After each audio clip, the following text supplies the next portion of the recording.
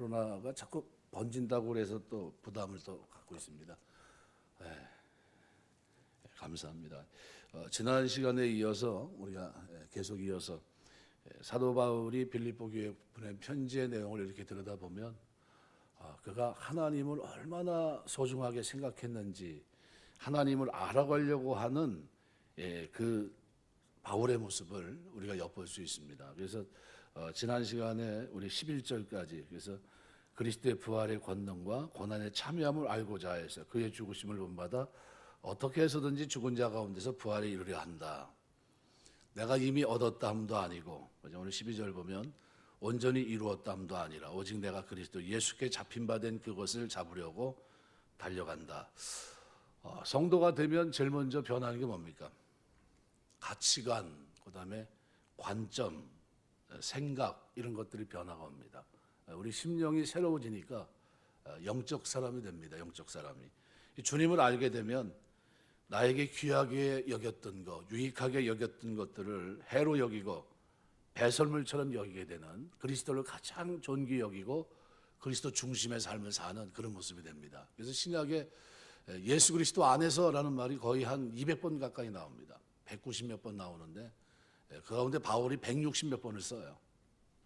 그리고 빌립보서에서 많이 쓰고 있고 오늘 또 예배소서에도 많이 쓰고 있고 그렇습니다.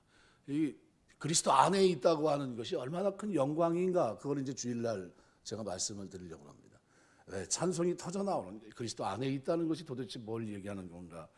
그걸 이제 주일날 이제 생각해 볼 거고 오늘은 계속 이어서 우리가 빌립보서 말씀에서 바울이 주님을 알아가고 닮아가는 일이 해가 되고 거듭되고 반복되면서 조금 이런 모습은 하나님께 영광이 되지 않겠다 싶은 거, 방해가 되는 거 이런 것들은 이제는 어떻게 내려놓게 됩니다. 포기하게 되고 다른 관점으로 이제는 하나님 백성으로 성도로서의 삶을 살아갑니다.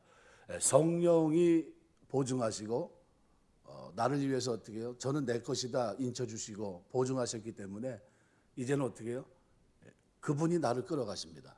우리는 성령을 쫓아 행하는 겁니다. 달라졌어요. 이게 중요한 삶의 방식이 예수 믿으면서 바뀌어가기 시작하는데 어떤 형태의 삶인가 오늘 12절 13절에는 이렇게 표현합니다. 이미 얻었다함도 아니요 온전히 이루었다함도 아니니라. 형제들아 나는 아직 내가 잡은 줄로 여기지 않는다. 그러니까 주님을 만나고 난 후에 만나기 전에는 자기는 어떤 사람입니까? 온전한 사람이라고 생각했습니다. 완벽하게 모든 걸 이뤘다고 생각했고 뭔가 분명한 목표가 있는 목표를 이룬 것 같은 그런 삶을 살아갔습니다. 그런데 담에석에서 부활하신 주님을 만나면서 자기가 가지고 있었던 이 모든 것들이 다 무너져 버려요. 얻은 것 같지도 않고 이룬 것 같지도 않고 잡은 것 같지도 않아요. 뭔가 좀 달라집니다. 가치도 달라지고 관점도 바뀌고 자기 삶을 바라보는 눈도 비로소 떠집니다. 지금까지는 율법적으로 아무런 문제가 없었는데 그것이 하나님 앞에 죄라는 것을 깨닫게 되니까 이제 새로운 시각으로 그리스도 안에서 자신을 보기 시작합니다. 뭔가 잡은 줄로 여기지 않고 뭔가 이뤘다 생각하지도 않고 자기의 생각이나 관점이나 가치의 변화가 만들어내는 중요한 삶의 자리로 한 발 한 발 내딛기 시작합니다. 아직 이루어지지 않은 것을 인정하고 아직도 잡지 못하고 얻지 못한 줄 알고 끝없이 푯대를 향해서 달려가는 모습 이것이 바울이 가지고 있었던 믿음의 모습입니다. 여기 푯대라는 말은 스코포스라는 이 단어는 사실은 주시하다는 뜻, 마라톤에서 결승점을 뜻합니다. 스캡토마이라 해서 즉 주시하다라는 뜻이거든요. 여기에서 파생된 겁니다. 그래서 마라톤으로 얘기하면 결승점을 말합니다. 결승점. 그러니까 신앙의 종착점 어디입니까? 하늘나라. 하늘나라 가는 데까지 자기 목표가 새롭게 설정됩니다. 그 목표가 뭘까요? 그리스도를 알아가는 거예요. 그리스도를 알아가는 거. 내가 여태까지 다 알았다고 생각했고 자신했고 자신만만했고 자기 아무런 문제가 없다고 생각했는데 진짜 정작 그리스도를 만나게 되니까 이게 아니구나. 그리스도의 부활도 알고 싶고 고난도 알고 싶고 그리스도의 은혜도 알고 싶고 그 속에서 그 부요함을 그 하나님의 사랑을 다 알고 싶은 거예요. 너무나 광대한 그 하나님의 모든 것들을 지금 이 모습으로는 뭐예요? 너무나 미약한 자기의 모습을 본 겁니다. 그래서 새로운 목표가 딱 설정이 됩니다. 그게 표대예요. 그래서 권성수 교수 같은 사람은 이 표대를 이렇게 얘기합니다. 그리스도를 완전히 아는 것을 표대라는 것으로 바꾸어 이 표대를 향해서 달려가는 자신을 소개하고 있다, 이렇게 얘기합니다. 이거 결승점을 향해서 뛰는데 그냥 뛰는 게 아니라 어때요? 그것이 내 인생의 새로운 결승점이에요. 새로운 목표가 생긴 겁니다. 하나님을 바로 알아가는 게, 바로 그 사랑, 그 은혜를 바로 알려고 몸부림치는, 여태까지 자기가 알고 있었던 것은 다 배로 배설물처럼 여기고 이제 내가 앞으로 알아가야 되겠다는 겁니다. 그리스도를 알아가야 되겠다. 왜 이런 결정이, 왜 이런 고백이 그에게 나옵니까? 만났기 때문에, 부활하신 주님을 만났기 때문에. 예, 우리 지금 부활하신 주님을 믿는 게 그래서 중요한 거예요. 이 주일날 제가 그 얘기를 한 겁니다. 예, 성경이 그렇게 기록한 이유가 뭡니까? 부활이 있다는 거예요. 부활이 실제 사건이라는 걸 얘기한 겁니다. 예, 이걸 믿지 못한다면 그 기록된 말씀부터 영생이 있음을 알게 한 거거든요. 마테마가 누가 요한복음 결론 가서 뭐예요? 이 기록한 이유는 영생이 있다는 것을 알게 하기로 합니다. 그래서 아주 그냥 결론을 딱 줘버린 겁니다. 가치와 관점의 변화가 뭘 얘기할까요? 이건 그리스도 중심의 사고가 시작된 겁니다. 전에는 누가 중심입니까? 사람들이 나를 어떻게 생각할까? 자기 중심으로 봅니다. 자기를 가만히 자기 중심으로 생각해 보면 학문적으로 꽤 이룬 업적이 괜찮아요. 율법의 의의로도 흠이 없는 상태로 보입니다. 그런데 주님을 중심에 놓고 자기 인생을 보니까, 자기를 제대로 보기 시작하니까 그때 비로소 어떻게 해요? 자기의 진짜 모습을 보게 됩니다.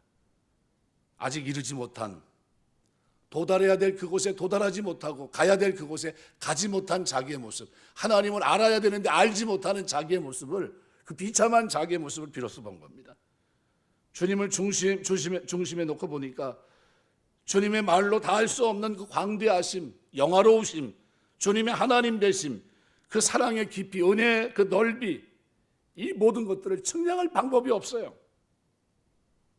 주님 중심으로 삶을 시작해 보니까 그 안에서 주님을 얻게 되고, 주님 안에 발견되고, 주님을 알고 부활의 권능을 알고 고난에 참여하기를 원하는 마음을 비로소 갖게 됩니다. 그 관점으로 자기 삶을 돌아보니까 자기는 지금까지 한 게 아무것도 없고, 이룬 것도 아무것도 없고, 얻은 것도 아무것도 없다는 것을 비로소 깨달은 겁니다. 주님의 광대하심에 비하면 내가 갖고 있는 지식 얼마나 작은 것인가. 그죠? 자기가 얼마나 많은 20년간, 쉽게 말하면 20년간 말 그대로 뭐 학문의 토대를 얘기한다면 대단하지 않습니까? 그런데 자기가 알고 있는 지식을 비하면, 하나님의 광대하심을 알아가는 그 지식에 비하면 아무것도 아니라는 거예요. 주님이 우리에게 주신 구원, 하나님의 다함없는 사랑으로 만들어낸 이 귀한 열매를, 이 구원을 날마다 알아가는 것, 이것도 모자른다는 거예요. 자기 생각에, 판단에. 주님이 우리에게 베푸신 이 귀한 사랑은 하나님의 무한한 자기 부정, 희생, 이것의 열매입니다. 근데 그 측량할 수 없는 주님의 희생을 알아가고 또 알아가도 내가 다 알았다, 이 얘기를 할 수가 없다는 거예요. 왜냐하면 너무나 광대하고 너무나 위대하고 너무나 영광스러운 그것을 어떻게 말로 표현을 못하는 겁니다. 측량할 수 없는 지혜, 놀라운 하나님의 섭리, 구원을 하루가 다르게 깨달아도 그 깊이와 온전함은 자기가 어떻게 해요? 감당할 길이 없는 거예요. 너무나도 위대하시고 자기 삶에 개입하셔서 자기의 걸음 속에 역사하시는 그 하나님, 섭리하시고 끌어가시고 성령 하나님께서 그러하여금 끌어가시면서 일을 이루시는 그 하나님의 일들을 보니까 자기가 지금까지 생각했던 그 하나님은 아무것도 아니에요. 자기가 학문으로 배웠던 그 하나님은 아무것도 아니에요. 비로소 하나님이 이런 분이구나 하는 것을 깨닫게 됩니다. 옥중에서도, 그죠? 감옥 속에 있으면서도 찬송이 터져나오게 하시고, 그래서 바울은 자기가 감히 이렇게, 나는 아직 이르지 못했다, 난 아직 잡은 것도 아니다, 나는 아직 얻지도 못했다. 여전히 주님을 더 알고 싶고 구원의 복락, 그 복과 그 기쁨을, 하나님의 다음없는 사랑을 더 깊이 그리고 더 온전히 알고 싶다는 게, 이게 바울의 새로운 표대입니다. 목표. 새로운 목표가 생긴 거예요. 여러분에게 이런 목표가 생기시길 주 이름으로 축원합니다. 우리가 예수 믿고 주님을 더 알아가고자 하는 게, 그래서 사도 바울이 편지를 보내면 뭐라고 합니까? 그 하나님의 사랑의 높이와 깊이와 넓이와 길이를 깨달아 알기를 원한다. 그걸 기도하고 있어요. 성도들에게. 난 하나님의 사랑이면 하나님의 사랑 하나지, 뭐 사랑이 높이가 있고 깊이가 있고 넓이가 있고 길이가 있습니까? 근데 그렇게 하나님의 사랑을 자기가 어떻게 해요? 헤아리면서 하나님을 알아간다는 거예요. 하나님 베푸신 은혜의 깊이를 알지 못하는 데서 오는 깊은 아픔이 자기에게 있습니다. 아직도 멀었고 아직도 알아야 될 만큼 알지 못했고 아직도 잡아야 할 만큼 잡지 못한 것에 대한 사모함, 그리고 목마름, 간절함, 이것이 바울의 모습이었고 이것이 이 땅을 사는 성도들의 모습이 돼야 된다는 거예요. 푯대를 향해 사는 삶이 오늘 저와 여러분의 삶이 되시길 주의 이름으로 축원합니다. 누가 보든지 안 보든지 상관없어요. 사람들이 나를 어떻게 판단하지 상관없어요. 중요한 건 뭡니까? 내가 지금 하나님을 알아가려고 하는 그 푯대가 나에게 있느냐는 거예요. 새 마음 가지고 그 길을 걸어가려고 하는 그 열정이 나에게 지금 있느냐, 그 사모함이 있냐는 거죠. 바울에게 이 사모함이 있었고 이것을 가지고 오늘 빌립보 교회에 편지를 보내고 있는 겁니다.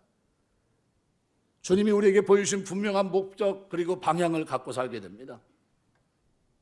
아직 이르지 못했고 알지 못했고 잡지 못했기 때문에 주님이 우리에게 보여주신 그 분명하고 확실한 목표를 향해 달려가는 것, 이게 결코 쉽지는 않습니다. 그래서 12절에서 바울은 그것을 오늘 본문에 이렇게 표현합니다. 이미 얻었다함도 아니요 온전히 이루었다함도 아니요 오직 내가 그리스도 예수께 잡힌 바 된 그것을 잡으려고 달려간다. 잡으려고 달려간다. 잡는다는 게 뭡니까? 잡으려고. 달리기 선수가 골인 지점에 다가오면 조금이라도 먼저 잡으려고 도착하려고 머리나 가슴, 그렇죠? 때로는 어떻게 해요? 들이밀고 들어갑니다. 절대로 놓치지 않고 잡으려고 애쓰는 모습, 이게 잡으려고라는 표현이에요. 달려간다는 프레스온이라는 단어입니다. 한눈 팔지 않고 목표를 향해 집중적으로 달려가는 모습, 이게 전해 성경은 쫓아간다는 표현을 쓰고 있어요. 부름의 상을 위해 쫓아간다. 아직 이루지 못한 줄 알고 있기 때문에 주님이 우리에게 주신 푯대를 향해 달려가는 겁니다. 자기가 지금 이 일을 이루어 나가기 위해서 하나님을 알아가고 그 지식의 풍성함, 그 하나님의 은혜의 풍성함, 그 사랑의 풍성함을 알기 위해서 어떻게 달려간다는 거예요. 눈앞에 있는 것을 잡으려고 힘을 다해 손을 뻗고 한눈 팔지 않고 달려가는 것, 이것이 바울의 모습이고 이것이 그리스도인들의 모습이 돼야 된다고 얘기하고 있는 겁니다. 이것이 그리스도 예수께 잡힌 바 된 그것을 잡으려고 라는 표현이에요.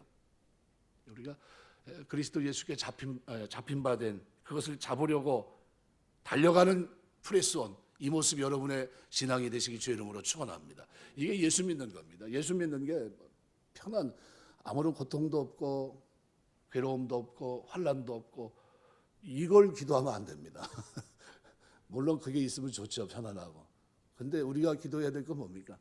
어떤 환경을 만나도 그 속에 일체 비결을 가지고 하나님 사랑, 그죠? 새로운 변화된 피조물로서 새 창조된 하나님의 백성으로서 거룩한 성도로서 거기에 걸맞는 삶을 살아갈 수 있도록 하나님 도와주옵소서. 하나님의 사랑을 알고 그 은혜를 깨닫고 거기에 부응하는 생애를 살아갈 수 있도록 도와달라고 기도해야 됩니다. 바울은 하나님께 잡힌 바 된 삶을 살아갑니다. 그것을 잡으려고 달려갔습니다. 다메섹 고상에서 그리스도가 찾아오셨고 부활하신 주님을 만나면서 그의 삶에 그분이 내주하시면서 그의 인생을 잡자 자신이 추구하고 잡고 달려갔던 이전의 삶을 청산해버립니다. 그때서부터 이제 다르게 보기 시작하고 다른 관점을 가지고 다르게 살기 시작합니다. 그리스도께 붙들림 받은 그 순간부터 잡힌 바 된 또 다른 형태의 삶을 그가 시도하기 시작해요. 그게 오늘 본문에 얘기하는 푯대입니다. 푯대. 주님을 알아가기를 원하는. 그러니까 성도는 세상 사람들처럼 인생을 계획하고 나름대로 노력해서 살아가기만 하는 그런 존재가 아니라는 게, 이거는 보통 인간입니다. 누구든지 할 수 있는 그런. 주님이 우리 삶 속에 개입해 들어오셔서 우리가 계획하지 않은 곳으로, 우리가 전혀 생각하지 못한 곳으로, 그렇지만 너무나 영광스럽고 복된 곳으로 우리를 데려갈 때, 그런데 그 걸음 속에서도 어떻게 해요? 포기하지 않고 그 속에서 어떻게 해요? 제 모습을 갖추는 겁니다. 인생을 돌아볼 때 이제 더 이상 세상 사람들처럼 뭔가 이루려고 사는 게 아니라, 하나님이 나를 붙잡아서 나를 어떻게 선택하시고 부르셔서 이제는 데려가고 싶어 하시는 하나님의 지점을 내 인생의 목표로 삼고 삶의 전환, 방향의 차이가 있는 그런 삶을 내가 시작해내는 거예요. 그러니까 세상 사람들과 구별된 가치를 가지고 살아갑니다. 너무나 선명해요. 목표는 뭡니까? 그리스도를 알아가는 겁니다. 붙들림 받은 그것을 잡으려고 목표를 향해서 푯대를 향해 달려갑니다. 그 하나님의 사랑 위에서 부름의 상을 향해 달려갑니다. 그러니까 이렇게 달려가는데 그에게 걸림돌은 뭡니까? 과거예요. 과거가 그에게 너무나 영광스러운 과거가 있었습니다. 모두가 존경하고 알아주는 과거가 있었어요. 근데 이 과거를 어떻게 뒤로 등집니다. 13절에 보면 이렇게 표현해요. 형제들아, 나는 아직 내가 잡은 줄로 여기지 않고 오직 한 일, 즉 뒤에 있는 것은 잊어버리고 앞에 있는 것을 잡으려고 힘을 다해 인생을 달려오다가 주님께 붙들린 후 전혀 다른 형태의 삶을 이제 바울이 살아내기 시작합니다. 과거의 좋은 경험, 가치 있고 복된 경험을 붙들고 거기 머물러 있지 않고 그것들을 잊어버리고 앞에 있는 것을 잡으려고 달려가는 겁니다. 왜요? 과거의 것은 하나님 보실 때 온전하지 못했던 겁니다. 근데 새로운 것은 뭡니까? 이제 새로운 목표는 하나님이 원하는 목표예요. 뒤에 있는 모든 것을 잊어버려야 된다는 그런 얘기는 아닙니다. 왜냐하면 하나님 우리에게 베푸신 은혜는 기억할수록 위로와 힘을 얻습니다. 기억이 좋잖아요. 하나님 은혜로 믿음으로 구원받은 거 얼마나 좋습니까? 과거를 다 잊어야 된다 이 얘기가 아닙니다. 뒤에 있는 것 중에 내가 표대를 향해 주님을 알아가고 주님을 닮아가고 그죠? 주님의 인격이 내 속에 새로워지고 그러면서 새롭게 하나님의 영광을 위해 달려가야 되는데 그 표대를 향해 살지 못하도록 방해하는 모든 것은 어떻게 해요? 잊어버리겠다는 거예요. 그 발목을 잡는 그것은 다 어떻게 내려놓겠다는 겁니다.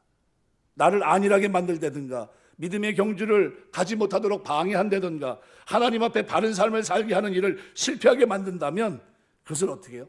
잊어버리겠다는 거예요. 과거에 겪었던 트라우마들 뭡니까? 실패, 아픔, 상처, 고통, 많은 환란이 있지 않습니까? 과거의 노예가 돼서 오늘 잃어버리는 삶을 산다면 그럼 과거를 어떻게 해요? 청산해야 됩니다. 잊어버려야 돼요. 과거가 내 발목을 잡고 있다면 주님을 알아가고 닮아가고 그분과 동행하고 성령 하나님의 인도하심 속에 쫓아가고 그저 보증하신 하나님의 인도하심 속에 그 길을 천성을 향해 달려가고 있고 그런 하나님의 부유함, 풍성함을 알아가는데 그런데 어떤 과거의 어떤 일들이 과거의 어떤 사건들이 과거의 기억들이 나를 움직이지 못하게 하고 쫓아가지 못하게 한다면 그걸 다 어떻게 해요? 뒤로 하겠다는 거예요. 버리겠다는 겁니다. 너무나 영광스러운 과거도 자기의 신앙의 진보 지금 주님을 알아가고 주님께서 부르신 새로운 목표를 향해 달려가는데 걸림돌이 된다면 과거에 묶여 앞을 보고 나아가는데 도움이 되지 않는다면 잊어버리겠다는 거예요. 이게 바울의 신앙입니다. 아무리 아프고 고통스럽고 상함이 있었어도 오늘 하나님 앞에 전력 질주해서 믿음의 삶을 그 표대를 향해 위에서 부른 부름의 상을 향해 내가 살아가지 못한다면 살아가는데 방해가 된다면 그걸 어떻게 내려놓겠다는 거예요. 앞으로 달려가겠다는 겁니다. 이게 바울의 신앙이에요. 달려가겠다는 거예요. 달려가겠다. 목표를 향해서 표대를 향해서 달려가겠다는 거예요. 주님을 알아가는 그것을 위해 달려가겠다는 겁니다. 위해서 새로운 목표를 향해 달려가겠다는 겁니다. 이방인의 사도로 세운 그 사역을 위해서 달려가겠다는 겁니다. 그래서 뭐라고 표현합니까? 나의 달려갈 기과 주 예수께 받은 사명. 이것을 감당하기에 자기의 생명을 조금 더 귀한 것이 여기지 않았다고 얘기합니다. 위에서 부른 부름의 상을 향해 달려갑니다. 바울의 생애는 천천히 걸어간 생애가 슬로우가 아니에요. 바울의 생애는 달려가는 생애입니다. 왜요? 늦었다고 생각했어요. 과거는 너무 잘못됐다고 생각했어요. 과거는 어떻게 하나님 영광을 가렸다고 생각했습니다. 이제는 앞으로의 내 생애는 어떻게 해요? 달려가도 괜찮다는 거예요. 이 세상을 살아가면서 아직 이루지 못했음을 경험으로 알고 있기 때문에 앞에 있는 것을 잡으려고 달려가는 사람, 이게 성도입니다. 옛날에 너무나 부끄럽게 살았기 때문에 나 중심으로 살았기 때문에 오늘을 더 열심히 주님을 알아가고 닮아가고 새로운 목표를 향해서 새롭게 알아가는 그 일을 위해 달려가는 그 모습이 오늘 성도의 모습이 되어야 된다는 겁니다. 성도는 이 세상을 살면서 아직 이루지 못했음을 경험으로 알고 있기 때문에 앞에 있는 이것을 잡으려고 달려가는 사람들입니다. 이게 우리의 정체성이에요. 표대를 붙들고 사는 겁니다. 분명한 목표가 있는 거예요. 과거로 인해서 오늘을 합리화할 수 없습니다. 과거 때문에 머뭇거릴 수도 없어요. 과거 때문에 뒤로 퇴보할 수도 없고 위에서 부른 부름의 상을 향해서 달려가야 됩니다. 그래서 오늘 14절은 이렇게 표현합니다. 표대를 향하여 그리스도 예수 안에서 하나님이 위에서 부르신 부름의 상을 위해 달려가노라. 하나님 만들어 놓으신 부름의 상을 위해 달려가는 사람이 성도인데 성도는 이 부르심에는 두 가지 부르심이 있어요. 하나는 뭐냐 하면 죄로 죽을 우리를 구원으로 부르신 부름입니다. 이게 은혜입니다. 생명으로 구원으로 하나님 나라 백성으로 부르시는 이 부름의 상입니다. 구원의 온전한 생명으로 영광 안으로 들어가서 생명의 풍성함을 누리게 하는 부르심의 상, 그것을 향해서 달려가는 거예요. 이게 바울의 첫 번째 부름이에요. 오늘 우리에게 이 부름이 있습니다. 구원으로 부름. 또 하나의 부름이 있어요. 그것이 뭐냐면 소명으로의 부름입니다. 이것이 상과 연관되어 있어요. 그래서 이 하나님 나라를 위한 구체적인 역할과 기여를 위해서, 그죠? 하나님께 부름 받은 겁니다. 목적이 없는 게 목적이 있어요. 구원에 부르심 받은 하나님 백성에게는 어떤 부르심이 있냐면 역할로의 부르심이 있어요. 이거를 우리는 뭐라고 표현하면 소명이라고 말합니다. 콜링, 소명이라고 불러요. 소명. 하나님 우리를 부르신 겁니다. 소명은 종교적인 영역에만 있는 것이 아닙니다. 종교개혁 선배들은 직업도 소명의 한 분류로 봤습니다. 그래서 뭐를 가르쳤냐면 직업 소명서를 가르쳤어요. 직업 소명서. 하나님이 직장을 주실 때 이 직장은 이 땅을 살아가기 위한 도구로만 주신 것이 아니라 이 직장을 통해서 하나님을 섬기고 이웃을 복되게 해야 될 소명이 오늘 성도에게 있다는 게, 이게 직업 소명입니다. 우리 그리스도인들에게는 이 두 가지 소명이 있어요. 죄로 죽을 우리를 구원으로 부르신 소명, 그죠? 부름의 상을 위해 달려가고 그 속에서 구원의 온전한 생명으로 영광 안에 들어가서 생명의 풍성함을 누리는 이 부름의 상이 우리에게 있고, 또 하나는 뭡니까? 부름받은 모든 사람에게 준 역할로의 부르심, 소명의 부르심이 있는 거예요. 내 자리, 가정주부로서 또는 내가 사업을 하는 사업하는 사람으로서, 직장인으로서, 학생으로서 내 주인, 그죠? 그 주변을 어떻게 해요? 복되게 하는 겁니다. 하나님이 우리에게 주신 직업, 가정을 통해 하나님이 이루시기 원하시는 부르심이 있다는 거예요. 하나님 우리 모든 구원받은 백성을 부르십니다. 목적과 계획에 따라 하나님 나라와 하나님의 이름의 영광을 위해서 적절한 역할로 세우시고 그들을 부르시고 세우십니다. 이 부르심에 충성스럽게 살아갈 때 하나님은 그 부르심의 상을 주시겠다고 말씀합니다. 그러니까 상은 어떻게 일한 만큼 주는 겁니다. 근데 우리가 똑같은 일상이지만 그것을 알고 섬기는 사람과 모르고 섬기지 못하는 사람하고는 차이가 있을 수밖에 없는 겁니다. 바울이 그 얘기를 하고 있습니다. 하나님 우리를 부르시고 어떻게 해요? 감당할 수 있도록 적소에 배치하시고 하나님 나라와 하나님의 이름을 위해서 우리에게 역할을 맡기십니다. 그 부르심을 알고 그것을 감당해내면서 하나님이 보내신 자리에서 역할을 충성스럽게 하는 사람들, 이 사람들이 성도고 하나님의 백성입니다. 남들이 아무리 찬사를 보내고 아무리 사람들이 인정을 해줘도 주님이 보내신 자리에 서 있지 않으면 그것은 실패입니다. 어떤 자리에 서 있냐가 중요합니다. 남들이 다 원하는 자리에 서서 사람들의 평판과 세상이 말하는 것들을 좋아하며 사는 것, 쉽게 말하면 소돔 고모라 성에 조카 롯이 가서 요즘으로 하는 시장같이 문 어귀에 앉아 있었습니다. 그건 뭡니까? 세상적으로는 평판이 좋은 거예요. 그 당시로 말하면 어떤 사람입니까? 유력한 자예요. 그 도성의 유력한 사람. 아브라함은 어디 있었습니까? 아브라함은 광야에 있었어요. 광야에. 장막에 유하고 있고. 아브라함을 부르셨는데 부르신 자리가 어디입니까? 벽돌로 지은 갈대의 우르에서 부르셔서 그를 어떻게 해요? 천막에서 사는 나그네 생활을 시작하게 하십니다. 주님이 부르신 그 자리에서 주님은 어떻게 해요? 하나님은 그를 만나 주십니다. 부르신 그 앞에 충성하면서 그분이 주신 상을 목마르게 사모하면서 푯대를 향해 달려갑니다. 그래서 히브리서는 뭐라고 표현합니까? 그가 장막에 유한 것은 상주심을 바라봄이라 그렇게 표현하고 있어요. 상주심을 바라보고 있었어요. 그냥 그렇게 산 게 아니, 대충 산 게 아닙니다. 하나님이 위해서 부른 부름의 상, 믿음으로 걸어가면서 결국 얻게 될 그 상을 바라보면서 이 땅에서 어떻게 살아갔다는 겁니까? 장막에 위했다는 거예요. 근데 조카 롯은 어때요? 부름의 상이 아니었어요. 있어야 될 자리에 있지 못했던 겁니다. 아브라함은 떠나지 말아야 될 자리를 떠나지 않아요. 거기 머뭅니다. 그리고 어떻게 해요? 거기서 하나님 사람으로 살아갑니다. 그게 뭐예요? 결국은 소명입니다. 종교개혁자들이 말하는 소명을 이루는 거예요. 교회는 직분과 부르심의 공동체입니다. 직분은 지위가 아니에요. 하나님은 교회를 위해서, 지체들의 유익을 위해서 다양한 은사와 부르심의 자리에 사람을 세웁니다. 목사로, 장로로, 권사님으로, 집사로, 다양한 직분. 그런데 이 직분과 부르심에 충성스럽게 합당하게 살아온 일을 가지고 사람을 평가합니다. 절대로 외모로 평가하지 않으세요. 각자의 부르심이 있어요. 아내로, 남편으로, 자녀로 부르심이 있고, 이 가정의 부르심이, 직장에서 여러분을 향한 기대와 부르심이 있어요. 그래서 계속 바울이 강조하는 게 뭡니까? 너희가 종으로 있지만 상전에게 악한 상전이라 할지라도 어떻게 해요? 죽게 하듯 하라, 이 얘기합니다. 왜요? 상 주시는 거 하나님이 주신다. 왜요? 종교개혁자들이 얘기하고 있는 그 얘기를 하고 있는 겁니다. 뭘 얘기해요? 역할로의 부르심, 소명으로 너를 종으로 불렀지만 거기에서 너의 주인에게 네가 주인처럼 하나님처럼 그렇게 대하라는 거예요. 상은 누가 주게? 하나님이 주시겠다는 거예요. 하나님이. 그 얘기하고 있는 겁니다. 이게 우리 어디 가든지 예수 믿는 사람들은 어디요? 주인에게 인정받는 사람이 돼야 됩니다. 사장이 예수 믿는 사람, 그 사람 하나 있었으면 좋겠다, 이렇게 해야 됩니다. 예수 믿는 못 쓰겠다고 이렇게 하면 어떻게 해요? 내가 가면서 돌아다니면서 뭐 하고 있는 겁니까? 하나님 나라를 무너뜨리고 있는 거예요. 내 소명을 제대로 하지 못하는 겁니다. 상 받을 짓을 못하고 있는 거예요. 충성스러워야 돼요.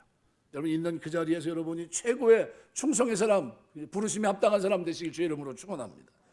그래서 기대와 부르심이 있어요. 교회에서 여러분을 향한 여러 형태의 부르심이 있습니다. 하나님 그 부르심을 가지고 우리를 평가합니다. 부족한 목사를 섬기면서 여러분들이 같이 이렇게 해요. 근데 협력하는 분도 있고 협력하지 못한 분도 있어요. 근데 그 부르심이 협력하는 게 별거 아닌 것 같은데, 그런데 하나님 그걸 보시고 어떻게 해요? 상 주시겠다는 거예요. 부족한 목사의 말을 듣고서 협력하면서 내 생각이 틀려요. 그런데도 어떻게 해요? 그래도 한 사람이 낫지, 여러 사람, 10사람, 100사람 생각이 다 틀릴 텐데 그래도 저 사람이 기도하고 했으니까 쫓아가자. 그리고 어떻게 순종하면서 그 부르심에 같이 가면 거기 상 주시겠다는 거예요. 부르심이 무엇인지를 알고 부르심 앞에 진실하게 서서 하나님께 반응하고 그 부르심을 충성되게 감당하는 사람, 이 사람이 하나님 앞에서 바른 신앙의 삶을 사는 성도인 겁니다. 그래서 하나님이 부르신 자리에 서 있는지, 주님 마음이 있는 자리에 머물러 있는지, 주님이 맡기신 일이 그런 것인 줄 알고 충성스럽게 내가 섬기고 있는지, 이런 것들을 자꾸 돌아봐야 돼요. 이것이 우리 인생에서 가장 중요한 핵심입니다. 왜요? 새로운 목표가 설정됐기 때문이에요. 하나님을 알아가는 푯대가, 주님을 닮아가려는, 그죠? 그 푯대가 나에게 새롭게 생긴 겁니다. 이게 자신의 삶을 보이면서 그렇게 살기를 권면한 다음에 바울이 15절에 보니까 다시 권면합니다. 뭐라고 얘기하냐면 15절에 이렇게 표현합니다. 그러므로 누구든지 우리 온전히 이룬 자들은 이렇게 생각할지니. 생각을 어떻게 해요? 교정해 줍니다. 생각을 이렇게 생각하는 게 맞다. 만일 어떤 일에 너희가 달리 생각하면 하나님이 이것도 너희에게 나타내시리라. 누구든지 우리 온전히 이룬 자들은 이렇게 생각할지니. 어떻게 생각하는 겁니까? 아직 온전히 이룬 것도 아니고 얻은 것도 아니고 잡은 것도 아니기 때문에 뒤에 있는 것은 다 잊어버리고 앞에 있는 푯대를 향해 달려가는 성도로 생각해야 된다는 거예요. 그러니까 우리 살아가면서 어떻게 해요? 자꾸 과거 지향주의, 과거에 묻혀 있어요. 옛날에 내가요, 옛날에 내가, 과거에 내가 기도를 어떻게 했고 전도를 어떻게, 그러지 말고 그건 과거예요. 현재 어떻게 해요? 현재 부름의 상을 향해서 달려가는 모습이 나에게 있어야 된다는 거예요. 이게 신앙이라는 겁니다. 진행형, ing. 이게 우리 신앙이에요. 그래서 그 모습을 16절에서는 뭐라고 표현하고 있습니까? 이렇게 표현해요. 오직 우리가 어디까지 이르렀든지 그대로 행할 것이라. 어디까지 이르렀든지 무슨 얘기입니까? 다 틀리다는 거예요. 어떤 사람은 출발도 안 했고, 어떤 사람은 출발했고, 어떤 사람은 출발해서 성과가 있고, 어떤 사람은 이제 출발하려고 하고, 다 틀려요. 믿음의 정도가 다 틀립니다. 신앙의 수준이 다 달라요. 성도마다 다양한 상태로 살아갑니다. 그 자리에 머물러 있거나 뒷걸음치지 말고 그대로 행하라는 겁니다. 앞에 있는 푯대를 잡으려고 손을 뻗어 애쓰면서 꼬리 지점에 가까이 간 달리기 선수처럼 머리와 가슴을 내밀면서 프레스온 달려가라는 겁니다. 계속해서 달려가라는 거예요. 뒤돌아보지 말고, 과거에 붙잡히지 말고, 과거의 환상에 빠져 있지 말고, 미래를 향해서 아무것도 없다, 나는 한 게 아무것도 없다, 내 과거는 하나님께 다 될 뿐이다, 이렇게 생각하고 미래를 향해서 어떻게 새로운 일을 향해서 상 받기 위해서 부르심에 합당한 모습으로 달려가라는 거예요. 바로 그 얘기를 하고 있는 겁니다. 그렇게 진보하고 달려가면서 인생을 살아야 된다. 이것이 성도에게는 너무 늦어서 불가능한 일일까? 그렇지 않다는 거예요. 그래서 성경에 대표적으로 하나님의 쓰임받은 사람들 누굽니까? 여호수아 갈렙을 보세요. 80이 됐는데도 가나안 정복하는데 어때요? 여전히 똑같습니다. 왜 그래요? 그들에게 무슨 비전이 있어요? 새로운 푯대가 있는 거예요. 새로운 푯대. 그 푯대가 뭐예요? 가나안 땅을 향해 나아가는 푯대가 딱 있어요. 그런데 그 푯대가 그들에게 너무 선명해요. 부족하지만 이것을 하나님 우리에게 주실 거다라는 믿음이 그들에게 있었고, 가는데 어떻게 담대합니다. 흔들림이 없어요. 변함이 없고. 우리가 위에서 부른 부름의 상을 향할 때 이 새로운 푯대를 가지고 지금까지 내가 아니라 그리스도 안에서 새로운 시각을 가지고 주님 닮아가면서 주님을 알아가고 그 은혜와 사랑을 알아가고 광대하심을 알아가면서 우리에게 주어진 새로운 목표를 향해서 여러분이 달려갈 수 있는 그런 신앙 되시길 주 이름으로 축원합니다. 이게 오늘 바울이 얘기하고 있는 부름의 상을 위해 달려가는 새로운 푯대를 향해 달려가는 하나님의 사람들의 모습이에요. 어른들이 꼭 조심해야 될 것이 한 가지가 있습니다. 뭐냐면 난 다 됐어 라는 거죠. 다 이룬 것처럼 여기지 말라는 거예요. 주님의 부르심의 상급을 바라보면서 푯대를 향해서 달려가는 어른들의 삶을 여러분이 살아내야 돼요. 나는 이제 70인데 뭐 끝났는데 뭐 이렇게 하지 마시라는 거예요. 하나님 부르시는 그날까지 푯대는 선명합니다. 그리고 그 푯대를 향해서 내가 달려가고 다음 후대들이 보면서 누굴 봅니까? 푯대를 향해 달려가는 부름의 상을 향해 매진하고 달려가는 한 인생을 소모하고 있는 거룩한 그 모습을 보면서 누가 감동을 받아야 됩니까? 자녀들이. 나도 저렇게 살아야지. 바울이 지금 그 얘기하고 있는 겁니다.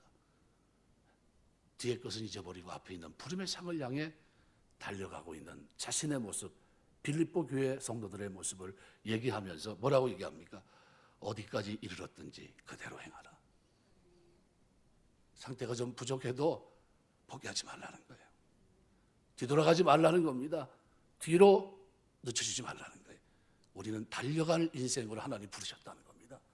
새로운 푯대를 향해서 부르심의 상을 위해서 주어진 소명 속에서 충성하며 살아갈 하나님 백성으로 우리를 부르셨다는 거예요. 이걸 놓치지 말자는 거예요. 바울이 그 얘기를 간절하게 하면서 다음 주에 17절에서 21절 얘기합니다. 그러면서 뭐라고 얘기합니까? 형제들아 너희는 함께 나를 본받으라. 너희가 우리를 본받은 것처럼 그와 같이 행하는 자를 눈여겨봐라. 어떤 사람들입니까? 이 사람들 푯대가 선명하고 그 일을 위해서 달려가는 사람들이에요. 내가 여러 번 너에게 말하거니와 이제도 눈물을 흘리며 말하노니 여러 사람들이 그리스도의 십자가의 원수를 행하느니라. 그들의 마침 멸망이요 그들의 신은 배요 그 영광은 그들의 부끄러움이 있고 땅의 일을 생각하는 자라. 그러면서 하는 말이 뭐예요? 우리의 시민권은 하늘에 있는지라. 거기부터 구원하는 자 곧 그리스도 주 예수 그리스도를 기다리노니 그런 만물을 자기에게 복종하게 하실 수 있는 자의 역사로 우리의 낮은 몸을 자기 영광의 몸 형체같이 변케 하시리라. 지금 그 하나님 그 주님 앞에 서야 될 그 영광의 그날을 영화롭게 변화된 부활의 영광의 그날을 바라보면서 우리는 어떻게 가자는 겁니까? 달려가자 그 얘기하고 있는 거예요. 달려가자. 말씀 뵙겠습니다. 달려가야 되는데 걷고 있으면 뭐라고 얘기합니까? 야 너는 왜 안 뛰냐 그렇습니다. 근데 걷고 있는 그들도 있고 달려가는 사람도 있어요. 그러면서 뭐라고 얘기합니까? 어디까지 이르렀든지 어떤 상태가 됐든 간에 그대로 행해야 된다. 우리가 하나님의 백성으로 살아가는 동안 나에게 준 이 소명은 여러분 가정, 여러분의 자녀, 직장, 그죠? 여러분의 일터 어느 자리에 있든지 하나님께서 나를 복되게 하고 이웃을 복되게 하는 존재로 그죠? 주님을 알아가고 살아가는 그런 존재로 나를 부르셨다는 사실 잊지 마세요. 부름의 상은 어떻게 그렇게 살아내는 그들에게 하나님 주시는 놀라운 축복입니다.